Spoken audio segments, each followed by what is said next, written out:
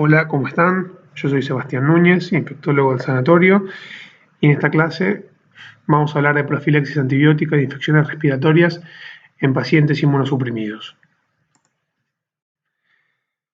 Esta es la agenda de la clase. Vamos a desarrollar algunos conceptos generales de lo que es la profilaxis y nos vamos a centrar principalmente en tres patologías: la neumonía por Pneumocystis jirovecii, después vamos a abordar la tuberculosis latente y la profilaxis de la reactivación. Y por último, vamos a ver profilaxis de infecciones fúngicas invasivas. En esta clase no vamos a tocar temas, no nos vamos a centrar demasiado en trasplante, que sé que esto lo han visto en otra clase del curso, y no vamos a tocar profilaxis de otras infecciones respiratorias, como puede ser profilaxis primaria de influenza o de pertusis. Tenemos distintas estrategias preventivas a la hora de abordar patologías infecciosas, que son la inmunización pasiva, la inmunización activa, la profilaxis antibiótica o la preemptive therapy o terapia anticipada. ¿En qué consiste en cada una? Bien, la inmunización pasiva consiste en administrar anticuerpos, gamma-globulinas específicas contra distintos patógenos, que son pasivas porque no inducen ninguna respuesta inmunológica en el huésped, sino que actúan por sí mismas. ¿Sí? Estas son las gamma-globulinas, por ejemplo, contra varias infecciones virales. Después, la inmunización activa son las vacunas, que sí inducen una respuesta inmunológica en el huésped, y es el huésped el que produce los anticuerpos para neutralizar o fortalecer la respuesta inmunológica contra distintos microorganismos. Después, la profilaxis antibiótica consiste en administrar antimicrobianos a pacientes que están en riesgo de infección, ¿sí? Hay pacientes que no están infectados, pero sí tienen riesgo de estarlo. Y la preemptive therapy o terapia anticipada consiste en administrar antimicrobianos a pacientes que tienen alguna evidencia de infección, pero que todavía no desarrollaron la enfermedad. ¿Sí? Esta evidencia de la infección puede ser un marcador de laboratorio o algún hallazgo en un estudio complementario como una imagen, pero el concepto es que los pacientes están asintomáticos o con síntomas muy leves, sin desarrollo todavía de la enfermedad. Esto es el caso de lo que vamos a ver en infecciones fúngicas invasivas, y podría ser el caso también de lo que es el tratamiento de la tuberculosis latente. Es decir, que la diferencia fundamental entre la profilaxis y la preemptive es que la profilaxis sea en pacientes que no han desarrollado la infección, es decir, que no han desarrollado contacto todavía con el microorganismo, mientras que la preemptive therapy son pacientes que ya han adquirido contacto con el microorganismo, pero todavía no han desarrollado enfermedad. En este caso, cuando menciono profilaxis, hago referencia a la profilaxis primaria, porque también podemos hablar de lo que es profilaxis secundaria en pacientes que precisamente ya han tenido contacto con un microorganismo, pero este no ha desarrollado patología. Bien, y acá en este esquema vemos un poco en qué momento es que actúa cada estrategia, ¿sí? Un paso fundamental, el primer paso para definir la profilaxis, es determinar qué pacientes tienen factores de riesgo para presentar esas infecciones, ¿sí? Hay una problemática mundial que es conocida por todos, es la resistencia antimicrobiana y la multiresistencia. Así que hacer profilaxis universales o amplias, no solamente que es una estrategia poco efectiva, sino que colateralmente promueve el desarrollo de resistencia antimicrobiana. Así que encontrar factores de riesgo e identificar bien los pacientes que se van a beneficiar de la estrategia de profilaxis es un paso fundamental cuando hablamos de profilaxis. Y la otra instancia muy importante es los métodos diagnósticos microbiológicos, ya sea para aplicar tratamientos dirigidos o para hacer terapias anticipadas o preemptive therapy. Necesitamos contar con métodos de laboratorio precisos, con buena sensibilidad y con buena especificidad también para acotar el universo al cual le aplicamos los antimicrobianos. Bien, Entonces ya nos metemos con lo que es la neumonía por neumocistis Girovechi. Sabemos que es una de las infecciones oportunistas que aún hoy, después de un par de décadas de tratamiento antirretroviral de alta eficacia, sigue siendo de las más frecuentes.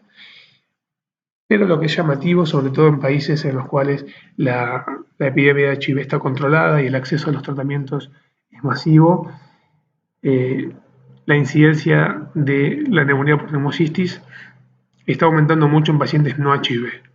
Y en algunos pacientes, como les comentaba, ya es más frecuente la neumonía por neumocistis en pacientes no HIV que en pacientes con HIV. Esto es la incidencia de infecciones oportunistas en una corte muy grande de pacientes con HIV en Norteamérica, tanto Estados Unidos como Canadá. Y lo que vemos un poco es el comportamiento y la incidencia de distintas infecciones oportunistas. Como ven a la cabeza, la infección oportunista más frecuente de la década 2000 a 2010 es neumocistis Girovechi, y ven que a medida que se fue masificando el uso de antirretrovirales de alta eficacia, todas las infecciones oportunistas han ido bajando su incidencia, y la que más lo ha hecho es neumocistis Girovechi, que pasó de 1000 eventos cada 100.000 personas por año a alrededor de 200, ¿sí? Bajó 5 veces su incidencia. Sin embargo, sigue siendo, hacia el 2010, de las infecciones oportunistas más frecuentes. Ahora bien, como les mencionaba, en algunos países, sobre todo en países del primer mundo, ya se está viendo que la neumonía por neumocistis es más frecuente en pacientes no HIV que en pacientes HIV.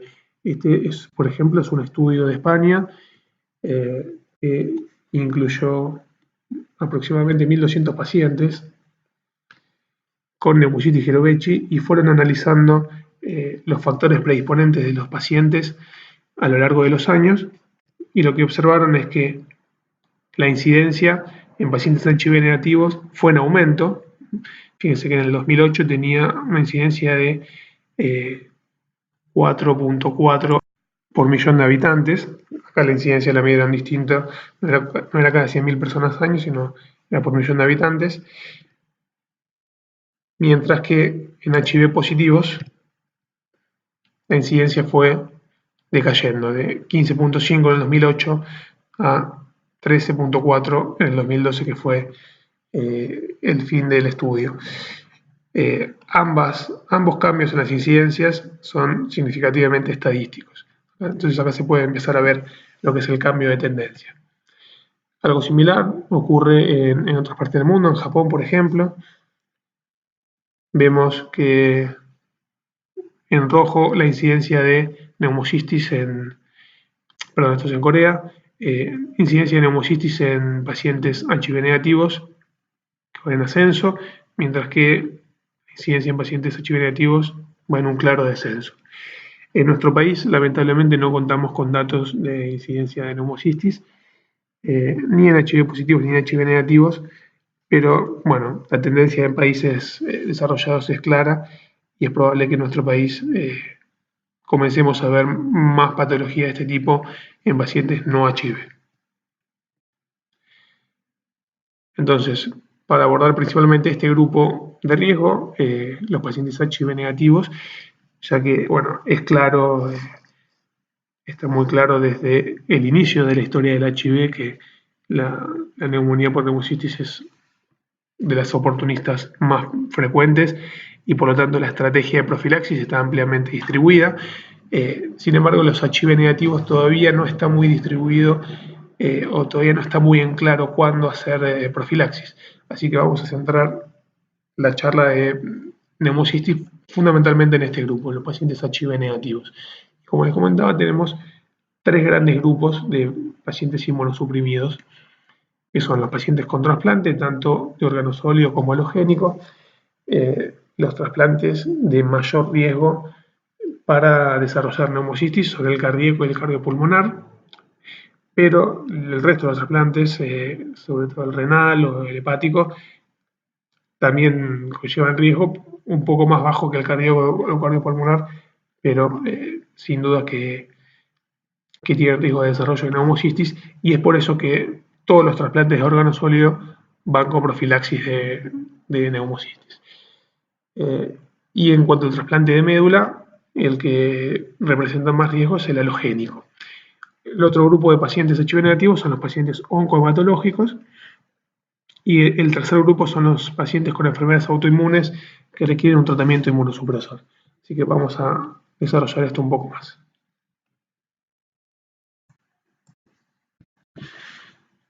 Bien, acá tenemos un estudio de Japón, este sí es de Japón, en el cual evaluaron retrospectivamente la incidencia de neumocitis Hirovechi y fueron a buscar cuáles eran las patologías de base de los pacientes que habían desarrollado la enfermedad.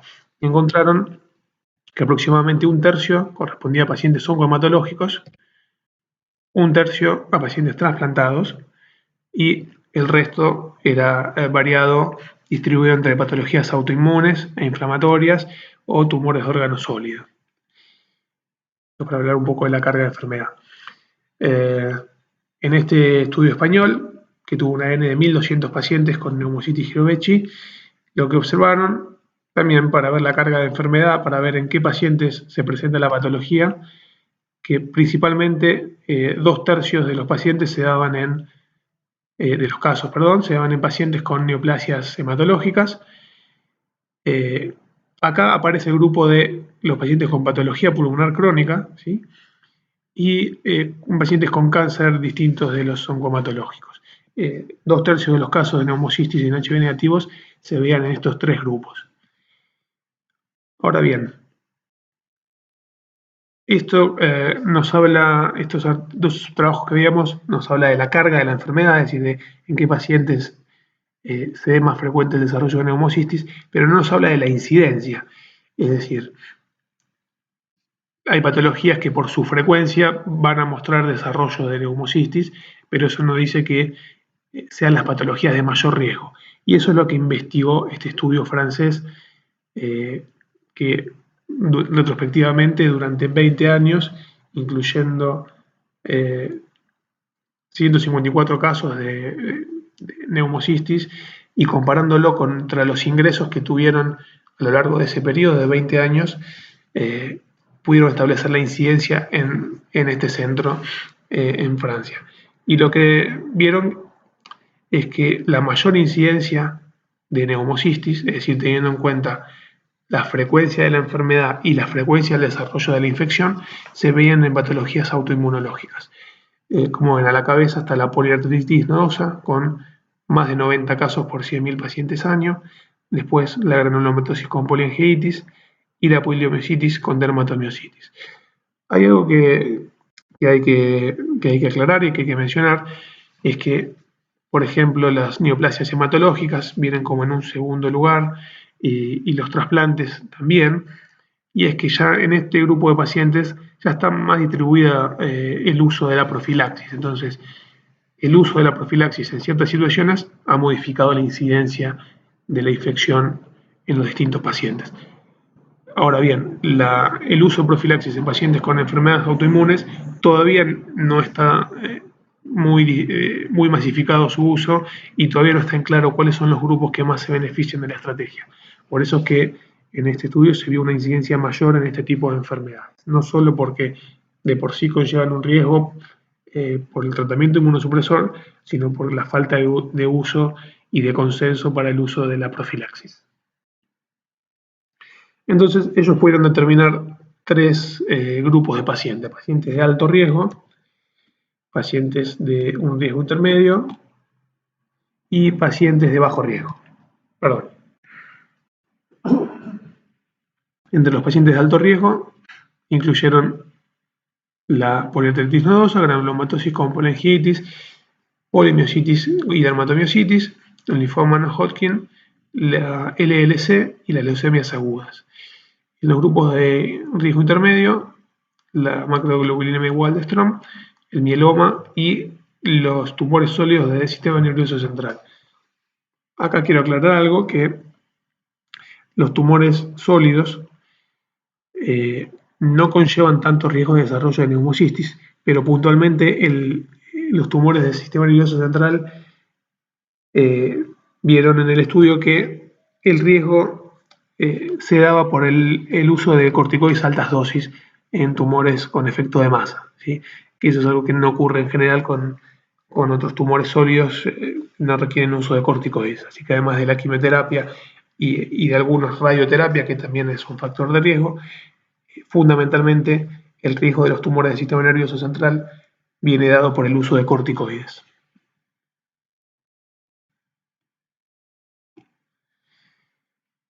Bien, ¿cómo podríamos resumir entonces a quién indicarle profilaxis en pacientes inmunosuprimidos en HIV? Bueno, lo podríamos resumir de esta manera. Pacientes con trasplante, tanto de órgano sólido como de médula ósea, esto ya está claro, ya está recomendado en todas las guías de trasplante, y son todos los trasplantes de órganos sólidos y los trasplantes halogénicos de médula. No vamos a abordar en detalle esas patologías. Después, en pacientes oncohematológicos, ¿a qué pacientes oncohematológicos indicárselo? Bueno, pacientes que en sus esquemas de quimioterapia reciben corticoides a dosis inmunosupresoras o combinaciones de corticoides con otros quimioterápicos. En los pacientes que reciben alemtuzumab, que es característicamente depresión en recuento de CD4, el alemtuzumab, así que el CD4 es un buen parámetro en estos pacientes. En pacientes que reciben temozolomide, los pacientes que reciben fludarabina, ¿sí? U otros análogos de purina, pero fundamentalmente fludarabina, y en los pacientes con leucemia linfática aguda. Otro grupo que recomienda este autor, Salzer, en su revisión, son los pacientes con vasculitis ANCA con tratamiento con ciclofosfamida.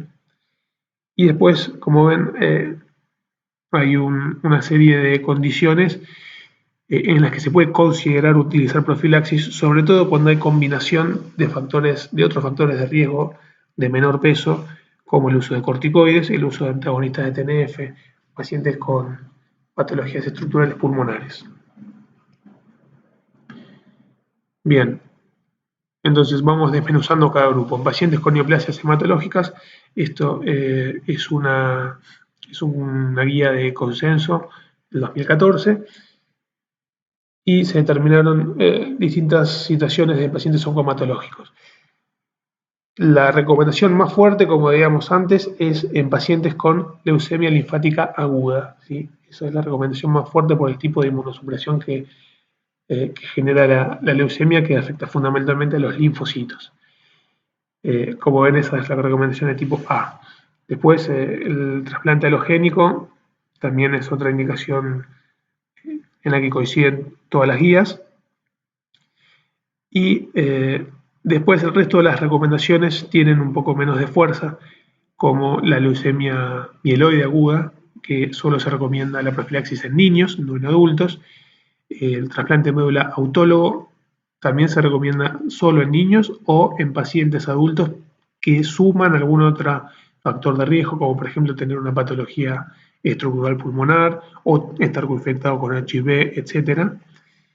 Después, en cuanto a quimioterápicos, recomiendan dar profilaxis a pacientes que reciben R-CHOP, que eso incluye tanto rituximab como corticoides altas dosis o altas dosis de metrotexate. En pacientes que reciben esquemas de depletores de linfocitos como el alemtuzumab, como comentábamos recién, o aquellos que reciben corticoides a dosis inmunosupresoras. En cuanto a la recomendación de profilaxis en tumores sólidos, la profilaxis de mayor graduación es para los tumores del sistema nervioso central, como veíamos antes, particularmente los que reciben radioterapia craneoespinal o temozolomide. Bien. Ahora, esto es un metaanálisis acerca de la incidencia de neumocistis y la eficacia de la profilaxis en pacientes con linfoma que reciben rituximab. Veíamos en la guía anterior que solamente recomendaban dar profilaxis a los pacientes que reciben R-CHOP, pero también hay otros esquemas quimioterápicos que reciben rituximab, y siempre hablando de pacientes oncohematológicos.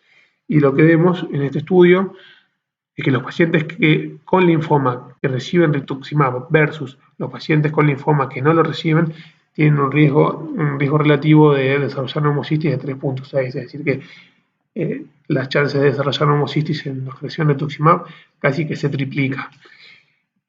Y la administración de profilaxis reduce el riesgo de neumocistis con un riesgo relativo de 0.28, así que la estrategia claramente es protectora.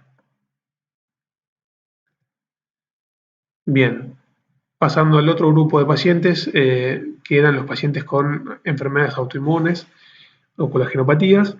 En cuanto a lo que es artritis reumatoidea, la recomendación, con un poco más de fuerza, es dar profilaxis a los pacientes que tienen CD4 menos de 200 o que tienen un recuento de linfocitos menos de 500. No es una estrategia habitual dosar los CD4 en pacientes con colagenopatías, así que fundamentalmente utilizaría el recuento de linfocitos totales. ¿Sí? Cuando hay una linfopenia profunda, menos de 500, es una recomendación B2 de administrar profilaxis en pacientes con artritis reumatoidea. En otras situaciones, pasamos a lo que es la sumatoria de factores de riesgo con una calidad de evidencia bastante más baja, C3, y que corresponde a pacientes con más de 65 años, linfopenias pero no profundas, uso de esteroides por un tiempo prolongado, patología estructural pulmonar, etc.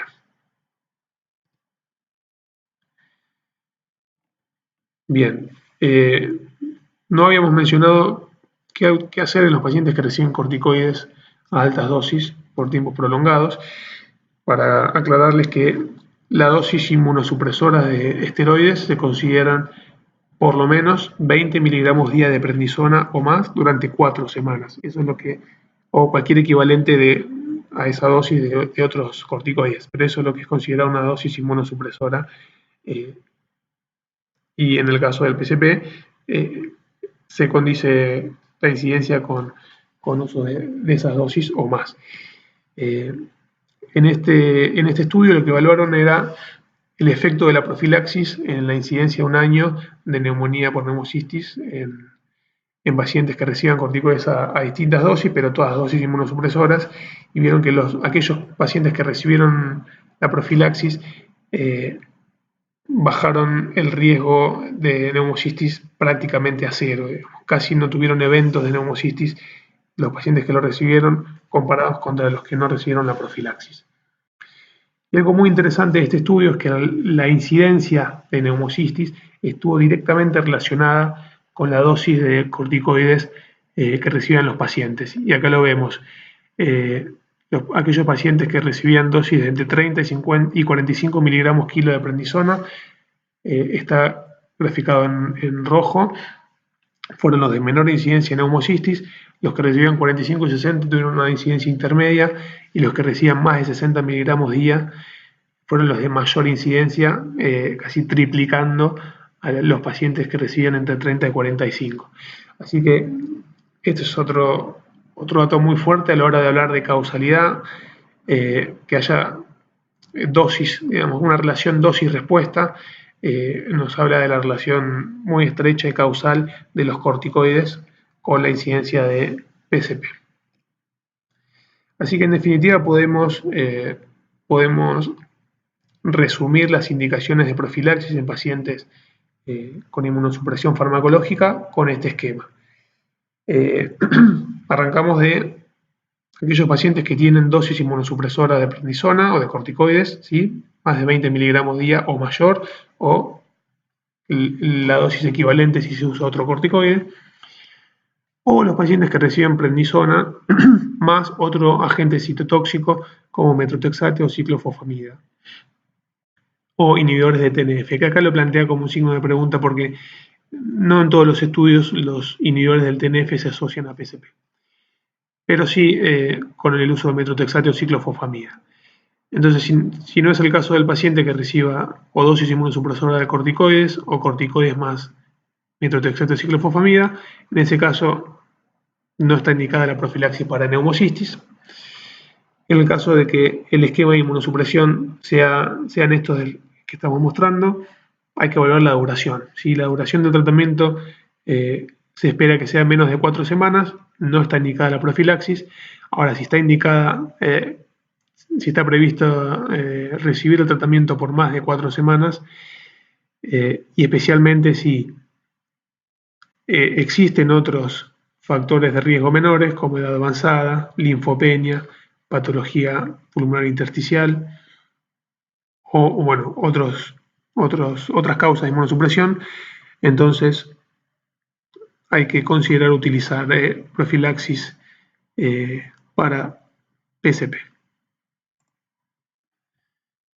Como conclusiones, en pacientes HIV negativos, trasplante de órgano sólido, trasplante de nódulo halogénico, esto está muy claro y ya se utiliza en todos lados. En pacientes oncomatológicos, la profilaxis está bien clara que hay que utilizarla en pacientes con leucemia linfática aguda, en pacientes que en los esquemas de quimioterapia reciben corticoides a dosis inmunosupresora, ¿sí? Acá, volviendo un poco al esquema anterior, corticoides sumado a otros agentes inmunosupresores. En los pacientes que reciben rituximab con R-CHOP o con otros esquemas quimioterápicos, y en los que reciben alemtuzumab, que depresiona los CD4, temozolomide o los análogos de la purina, ¿sí? En los pacientes con tumores de órgano sólido, fundamentalmente está indicado en pacientes con tumores del sistema nervioso central, especialmente si van a recibir radioterapia o temozolomide. Y en patologías autoinmunes, lo indicamos en pacientes que reciben corticoides a dosis inmunosupresoras, especialmente si se combinan con ciclofosfamida o metotrexato también, en pacientes con poliangiitis con granulomatosis o si tenemos una linfopenia severa con un recuento de linfocitos de menos de 500. Y lo que resulta de revisar todos los estudios es que siempre hay que considerar el riesgo a nivel individual, teniendo en cuenta la presencia de otros factores como mayores de 65 años, linfopenia, la patología pulmonar estructural, etc. Y en cuanto a HIV, esto voy a mencionar solamente dos cosas. Esto está claro y no ha cambiado demasiado cuándo iniciar la profilaxis para neumocistis en pacientes HIV. Se inicia con menos de 200 CD4 o el porcentaje equivalente, que son menos de 14%. Y lo único que sí me interesa mencionar, que es algo que aporta un poco de novedad en el tema, es cuándo discontinuar la profilaxis en estos pacientes. Lo clásico era que después de iniciar el tratamiento antirretroviral y con CD4 más de 200 por 3 meses, ahí se puede suspender la profilaxis con Bactrim. Pero también se han hecho estudios para ver si era seguro suspender la profilaxis con otros recuentos de CD4 en pacientes que tienen la carga viral indetectable. Este es un punto muy importante porque los CD4 son un muy buen parámetro de inmunosupresión en los pacientes con HIV, pero no es el único parámetro inmunológico. Sí es el único que utilizamos en la práctica, pero no es el único. Y esto está evidenciado porque pacientes con el mismo recuento de CD4, pero con carga viral indetectable, tienen mucha menos incidencia de enfermedades oportunistas que los pacientes con igual recuento de CD4, pero con carga viral detectable. Entonces lo que se investigó era ver qué pasaba con estos pacientes, carga viral indetectable porque están con tratamiento antirretroviral y distintos niveles de CD4, y lo que se vio es que con recuentos de entre 100 y 200 el riesgo de neumocistis es realmente muy bajo y solo aparecen eventos casi exclusivamente en los pacientes que tienen menos de 100 CD4. Entonces, en pacientes que tienen entre 100 y 200 CD4 y están indetectables, también es seguro suspender la profilaxis. ¿Y cuáles son las opciones para la profilaxis? Tanto en pacientes HIV positivos como HIV negativos, es fundamentalmente el Bactrim, que que se puede usar la doble dosis, lo que es la trimetroprima sulfametoxazol 800-160 trisemanal, o simple dosis de manera diaria, pero la verdad que resulta mucho más cómodo utilizar el esquema trisemanal. El resto de las alternativas son solamente en pacientes que no pueden recibir trimetroprima sulfametoxazol por eventos adversos, hipersensibilidad o interacciones importantes, pero está reservado solamente en esos casos. Hay muchos esquemas alternativos como la pentamina inhalada de manera mensual, la dapsona o la tobacuone, que no contamos con la tobacuone en el país. Bien, ahora pasemos a la tuberculosis latente, profilaxis secundaria de tuberculosis o tratamiento de tuberculosis latente. Tenemos distintas situaciones que pueden suscitar la reactivación de la tuberculosis en pacientes con tuberculosis latente. Y lo podemos agrupar en factores de alto riesgo, factores de riesgo moderado y factores de bajo riesgo. Entre los factores de alto riesgo tenemos la infección con HIV, los contactos cercanos a los casos índices de tuberculosis extraprimaria, los pacientes con trasplante de órgano sólido, los pacientes que tienen insuficiencia renal en diálisis crónica, los que reciben inhibidores del TNF y los pacientes con silicosis. Estos son los pacientes de mayor riesgo de reactivación de tuberculosis y son en general los que coinciden todas las guías que hay que hacer tratamiento de la tuberculosis latente. Después, los factores de riesgo moderado están la enfermedad fibronodular por tuberculosis. Esto surge de estudios viejos en los cuales se incluían pacientes de épocas en que todavía no estaba ampliamente distribuida el tratamiento para la tuberculosis.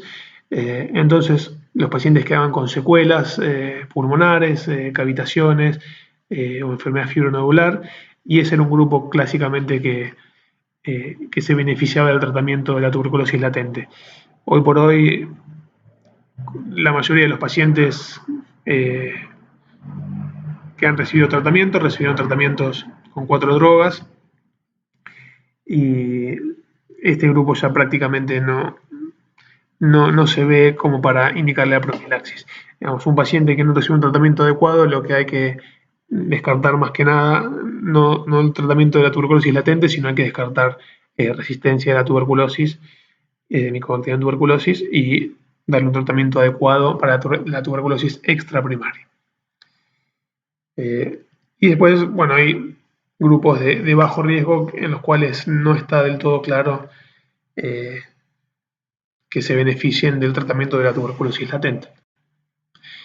Bien, en este trabajo se encargó de revisar más de 30 guías sobre tratamiento de tuberculosis latente publicadas en los últimos 10 o 15 años.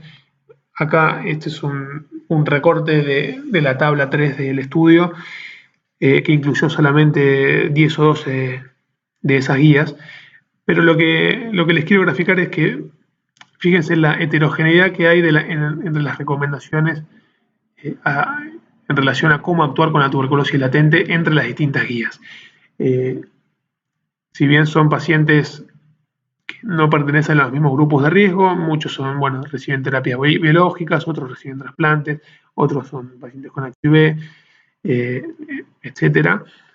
Fíjense que no todas las guías coinciden en cómo hacer el screening, ¿sí? Si es incluyendo la historia personal epidemiológica, como por ejemplo contacto con pacientes con tuberculosis, o el país de origen, si pertenece el paciente a un país de incidencia alta o no, cómo hacer, con qué método de laboratorio hacer el screening, si es con el test cutáneo, el APPD, o con el cuantiferón, o si hacer radiografía de tórax a todos. Y fíjense que también varían en cuanto a la recomendación de la droga con la cual hacer la profilaxis, que eso, digamos, es bastante Coinciden bastante que es isoniazida el esquema de elección, pero sí varían en el tiempo. Algunos ponen 6 meses, otros 9, otros 6 a 9. Y lo otro en lo que se ve heterogeneidad es en el momento del inicio del tratamiento de la tuberculosis latente. Así que vamos a tratar de poner en claro estas cuestiones. ¿Cómo hacemos el screening? Bueno, no contamos en Argentina todavía de manera accesible lo que es el cuantiferón, pero así que en nuestro caso nos queda evaluar la historia personal de riesgo del paciente y como método de laboratorio nos queda la prueba de la tuberculina. Lo que hay que recordar es que la prueba de la tuberculina no es específica de Mycobacterium tuberculosis, ya que se positiviza en pacientes que recibieron vacunación con BCG o pacientes que tienen infecciones por otras micobacterias no tuberculosas. De hecho, en países del primer mundo, en Estados Unidos, por ejemplo, la principal causa de que un paciente tenga PPD positiva son las enfermedades por micobacterias no tuberculosas. Esto no ocurre con el cuantiferón, que es específico de tuberculosis. La PPD se ve más afectada en pacientes inmunosuprimidos, ¿sí? Pacientes que ya, por ejemplo, ya tienen instaurado un tratamiento inmunosupresor.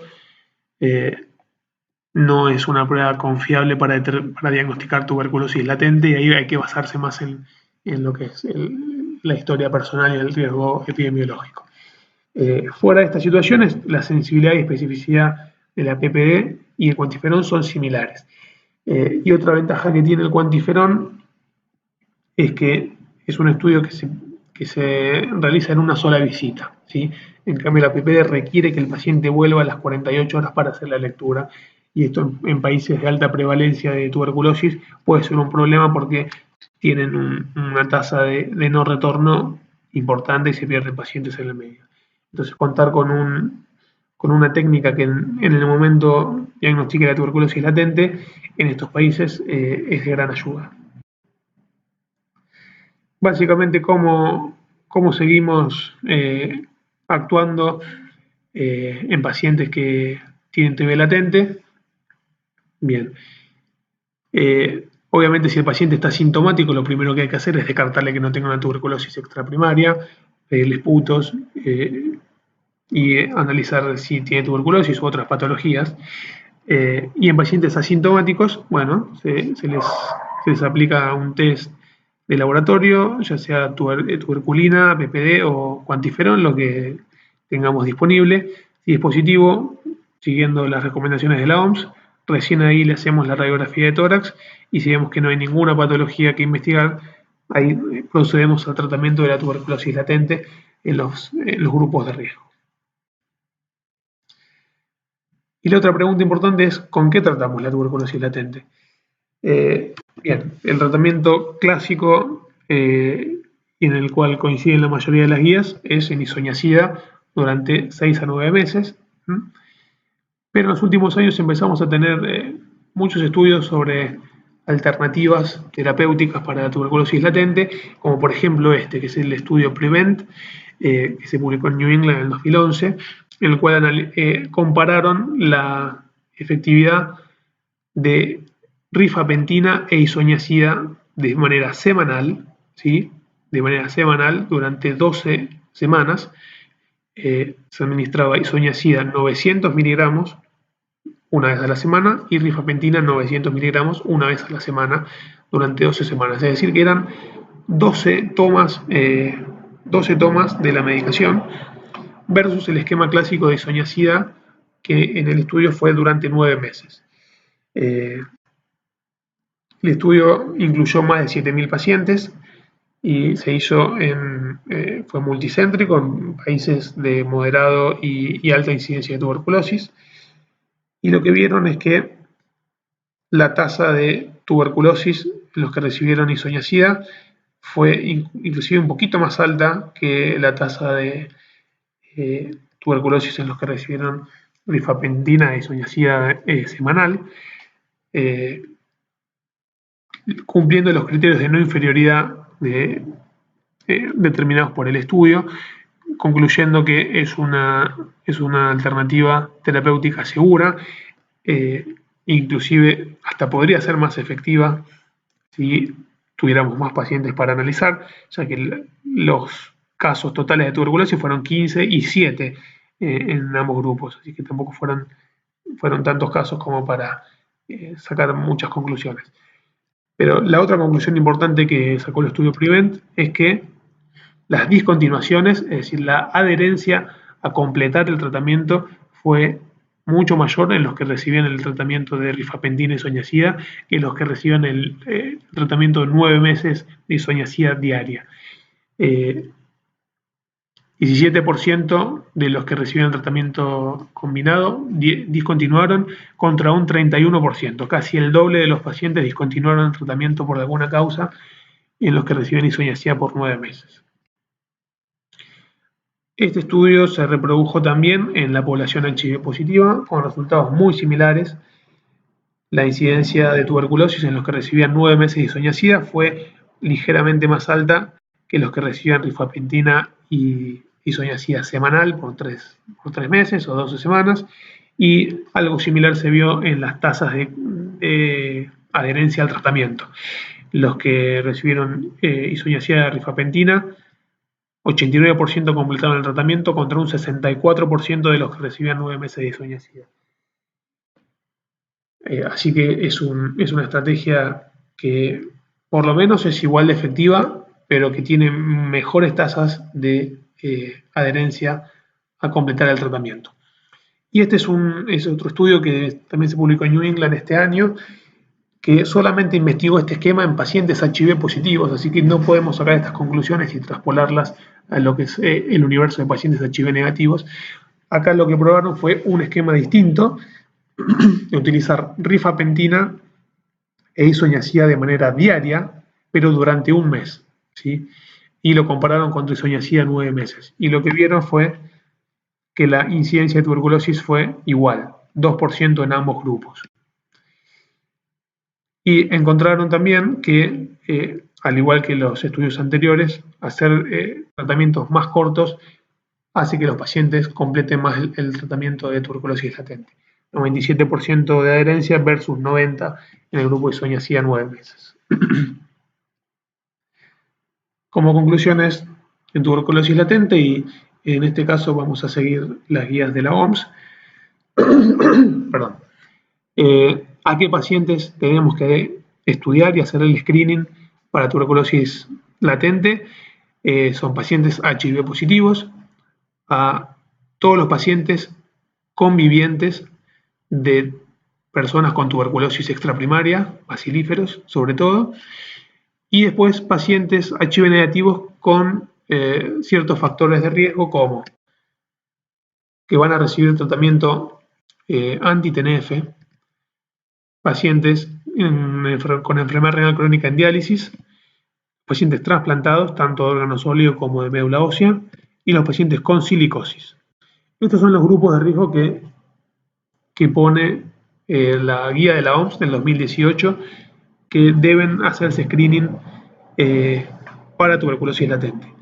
Como en el último ítem, otros grupos de riesgo como los enolistas, los pacientes diabéticos, pacientes con bajo peso. La recomendación sistemática no está recomendada, no es tan clara en este grupo.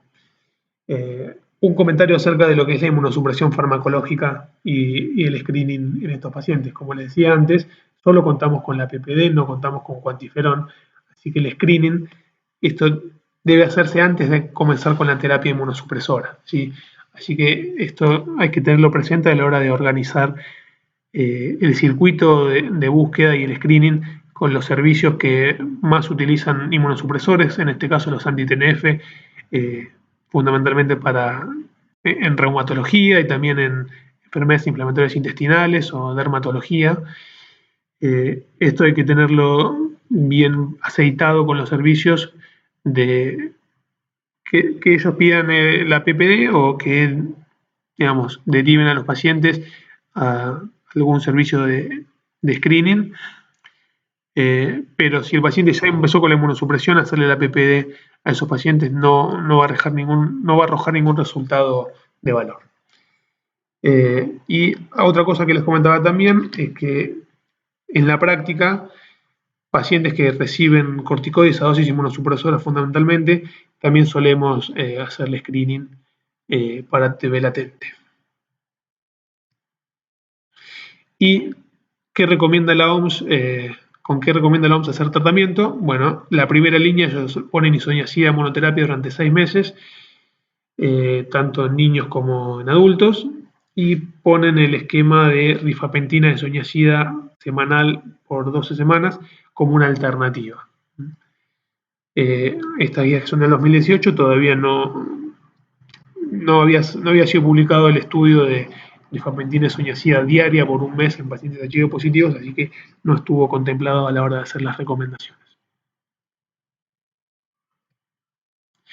Y por último vamos a tocar el tema de las infecciones fúngicas invasivas. Perdón.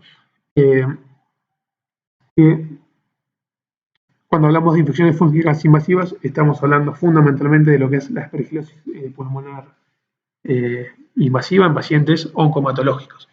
Acá vemos que los pacientes fundamentalmente que tienen infecciones fúngicas invasivas son todos oncohematológicos y a la cabeza están los pacientes con leucemia mieloide aguda, los pacientes con leucemia linfática aguda y los pacientes con trasplante de médula halogénico. El resto, leucemia mieloide crónica, leucemia linfática crónica, linfoma no Hodgkin, etc., tienen menor riesgo de infecciones fúngicas y el resto de los tipos de inmunosupresión, como la farmacológica o el HIV, tiene muy bajo riesgo de desarrollo de infecciones fúngicas invasivas por aspergillus o zigomycetes como mucor. Así que fundamentalmente esto es una patología de las leucemias agudas en inducción y del trasplante de médula halogénico. Esto vamos a pasar. Bien, ¿y qué estrategias tenemos para profilaxis en IFI, en infecciones fúngicas invasivas? Bueno, tenemos lo que es la profilaxis de cándida, que no lo vamos a abordar porque no genera patología pulmonar. Tenemos la profilaxis primaria de hongos filamentosos y tenemos la preemptive therapy de hongos filamentosos. ¿De qué depende utilizar una u otra? Bueno, depende de varias situaciones, pero fundamentalmente de la patología de base, de la duración y profundidad de la neutropenia. Todos son pacientes neutropénicos de alto riesgo. Depende de la epidemiología del centro, ¿sí? De si el centro cuenta con un ambiente protegido, como filtros cepa en las habitaciones de los neutropénicos de alto riesgo, o si miden la concentración de colillas de aspergillus en el aire, y de la disponibilidad de recursos como las drogas para hacer la profilaxis o los métodos diagnósticos para hacer la preemptive therapy como galactomananos y tomografía. En centros que no cuentan con esta posibilidad, no tienen la opción de hacer preemptive therapy y se les recomienda usar profilaxis primaria. Bien, entonces, ¿a qué pacientes le vamos a hacer profilaxis primaria de infecciones fúngicas invasivas? Bien, le vamos a hacer a los pacientes con leucemia mieloide aguda y síndromes mielodisplásicos agudos durante la inducción de la quimioterapia, ¿sí? Y a los pacientes con trasplante de órgano halogénico. Entonces, profilaxis primaria, LMA en inducción, síndrome mielodiplásico en inducción, trasplante de médula halogénico y enfermedad de injerto contra huésped en el contexto del trasplante. ¿Y con qué hacemos la profilaxis primaria? Fundamentalmente para filamentos. Fíjense que esto es una guía europea del 2018, pero la gran mayoría de las guías coinciden en que la droga de elección en estos pacientes es el posaconazol. El posaconazol es un triazol de amplio espectro que da cobertura tanto a aspergillus como a zigomycetes o mucorales. Como alternativas, el fluconazol no lo vamos a abordar porque es solo para cándida. Como alternativas tenemos la solución de itraconazol y el boriconazol, pero estos solo cubren aspergillus, no cubren zigomycetes. Entonces, en centros con alta incidencia de zigomycetes, ese es el grupo de los mucorales, hay que considerar usar posaconazol y no itraconazol y boriconazol.